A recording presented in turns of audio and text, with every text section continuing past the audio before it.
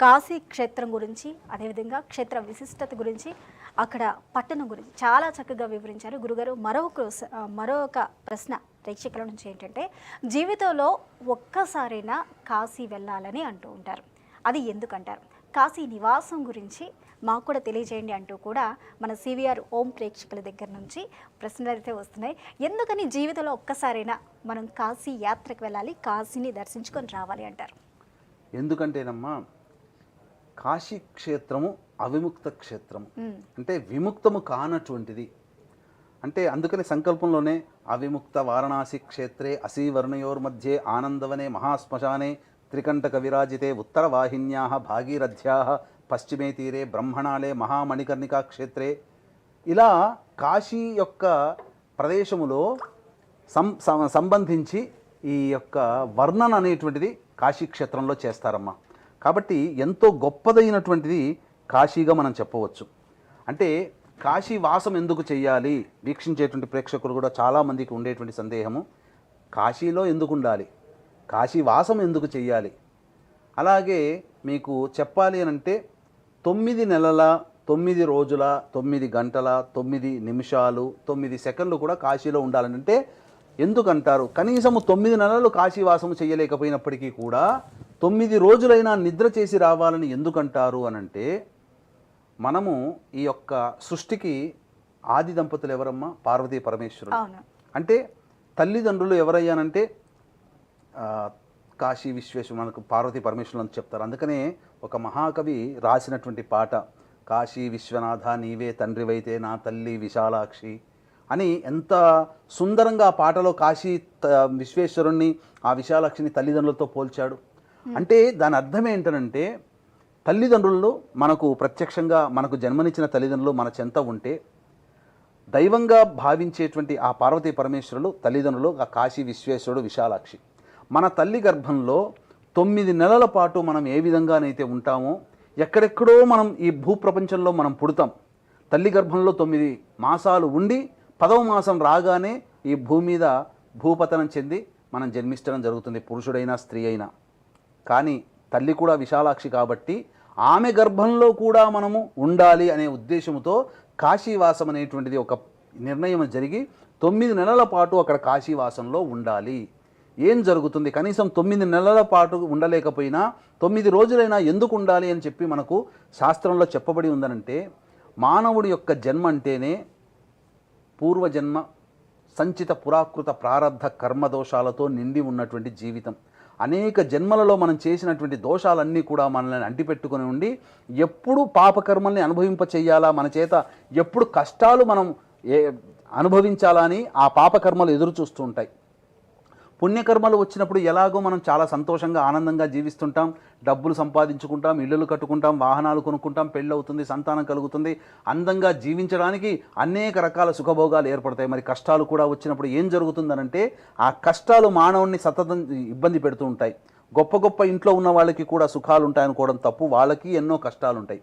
అయితే కాశీక్షేత్రంలో అడుగు పెట్టినప్పుడు ఏమవుతుందనంటే, ఆ కష్టాలన్నీ కూడా ఆ కాశీనగర పొలిమేరల్లో ప్రవేశం చేయగానే ఆ పాపకర్మలని ఏ చెట్టుకో ఎక్కడో ఉండిపోతాయి. అవి మళ్ళీ ఎప్పుడు కాశీనగరానికి పాపాత్ములకి పాపానికి సంబంధించి ప్రవేశము లేదు. కాశీక్షేత్రంలో సదా దైవనామస్మరణ, సదా పుణ్యకార్యాలు చేయాలనేటువంటి ఉద్దేశము ఆ కాశీనగరంలో ప్రవేశించే ఏ జీవికైనా ఉంటాయి. అందుకనే అక్కడ మీకు చూసినట్లయితే కాలభైరవుడు సంబంధించినటువంటిదమ్మా, కుక్కలు కరిచిన సంఘటనలు లేవు. ఎందుకు? ఇక్కడ మనం చూసినట్లయితే చుట్టుపక్కల కుక్కలు కరుస్తుంటాయి. కాశీలో ఒక్క కుక్క మురిగింది లేదు, ఒక్క కుక్క కరిచింది కూడా లేదు. ఆ విధంగా ఉంటుంది. అంతేకాకుండా ఇంకా చెప్పాలి అంటే, ఆ పాపకర్మలన్నీ మనం కాశీలో అడుగుపెట్టగానే మన దేహానికి ఉన్నటువంటి పాపకర్మలన్నీ కూడా ఏ చుట్టుకో అంటుకొని పోతాయి. అంటే ఇప్పుడు మనం ఆ నగరంలో అంటే కాశీలో అడుగు పెట్టగానే మనకి ఉన్నవన్నీ పోతాయి. అడుగు పెట్టిన తర్వాత అవి అన్నీ ఎదురు చూస్తాయి. వాటికి జ్ఞానం ఎప్పటి వరకు ఉంటుందనంటే, ఆ పాపకర్మలకి ఏ దేహం నుంచి మనం బయటపడ్డామనే జ్ఞానము ఒక 9 రోజుల వరకు ఉంటుంది.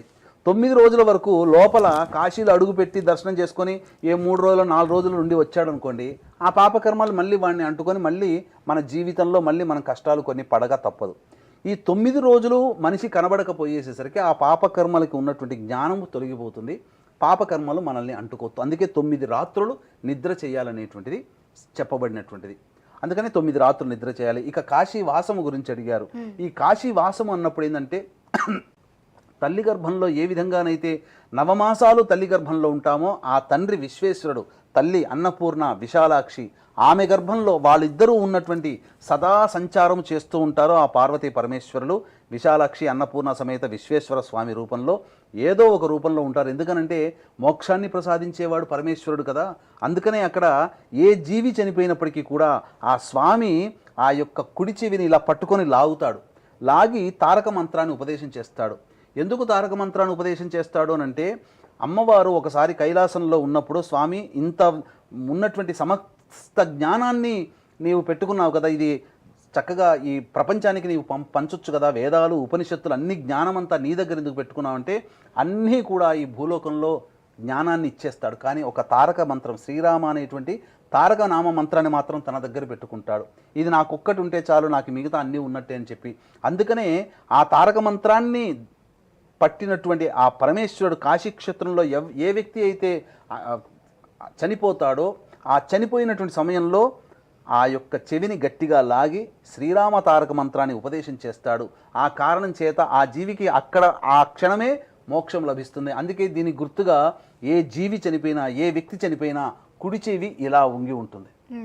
అంటే చనిపోయినటువంటి వ్యక్తికి ఏ శరీరం కూడా మళ్ళీ ఒక విధంగా ఉండదు, కానీ కుడి చెవి మాత్రం ఇలా ఉంటుంది. అంటే పరమేశ్వరుడు వచ్చి తారక మంత్రం ఉపదేశించాడు. కుక్క చనిపోయినా కుక్క చెవి ఇలా వంగి ఉంటుంది, మనిషి చనిపోయినా మనిషి చెవి ఇలా వంగి ఉంటుంది. కాబట్టి అంతటి గొప్ప శక్తివంతమైనటువంటిది ఆ అమ్మ గర్భంలో ఉన్నట్టుగానే ఆ కాశీక్షేత్రంలో కూడా 9 నెలల పాటు ఉండాలి. దీనికి కూడా నియమాలు ఉన్నాయి. ఆ కాశీ 9 నెలలు ఉన్నప్పుడు పొలిమేరలు దాటి వెళ్ళకూడదు. మన వాళ్ళు చాలామంది కాశీ వాసంగా ఉన్నప్పుడు 9 నెలల పాటు ఉన్నప్పుడు చేసేటువంటి తప్పిదం ఏంటంటే ఆ 9 నెలలు ఉండి చుట్టుపక్కల కాశీ చుట్టుపక్కల అయోధ్య వింధ్యాచలము ప్రయాగ ఇలా వెళ్ళొద్దామని చెప్పి ఆ 9 నెలల్లో ఉండగానే అవన్నీ వెళతారు. కాబట్టి ఆ 9 నెలలు ఉన్న ఫలితం వాళ్ళకు ఉండదు. అంటే మనం గర్భంలో ఉన్నప్పుడు మనం బయటకు వస్తామా? గర్భం వాసం పూర్తిగా 9 నెలలు అయిన తర్వాతనే కదా డెలివరీ అయ్యేది. అదేవిధంగా ఆ కాశీక్షేత్రము అమ్మవారి అయ్యవారి గర్భస్థానము. కాబట్టి అందులో మనం 9 నెలలు ఉంటే తల్లి గర్భంలో ఉన్నట్టుగానే. అందుకనే ఆ భావనతో 9 నెలలు ఉండాలి. సదా దైవనామస్మరణ చేసుకుంటూ ఉండాలి. ఎందుకంటే స్త్రీ గర్భంలో ఉన్నటువంటి శిశువు ఎల్లప్పుడూ దైవనామస్మరణే చేస్తూ ఉంటాడు. భూమి మీద పడ్డ తర్వాతనే అన్ని అజ్ఞాన పొరలు తొలగిపోయి ఆ దేవత పోయి మానవుడికి రావాల్సినటువంటి సహజ లక్షణాలు చిన్నప్పటి నుంచే వచ్చేసేస్తాయి. ఇక ఇంతకంటే చెప్పాలి అని అంటే ఎవరికి వారు స్వయంగా వండుకోవడం, స్వయం పాకం వండుకోవడం, ఇది చేసుకుంటూ ఉండి దైవనామ స్మరణ చేస్తూ ఉండి బ్రహ్మచర్య వ్రతాన్ని దంపతులు కనుక ఆచరిస్తూ ఉంటే ఆ పార్వతీ పరమేశ్వరుల యొక్క దివ్య అనుగ్రహంతో ఖచ్చితంగా ఎంతో గొప్పదైనటువంటి జీవితాన్ని భవిష్యత్తులో వాళ్ళు పొందుతారని చెప్పొచ్చు. ఆ పరమేశ్వరుని యొక్క అనుగ్రహం కలిగిందనుకోండి, ఖచ్చితంగా వారికి మోక్షం లభిస్తుందని చెప్పవచ్చు.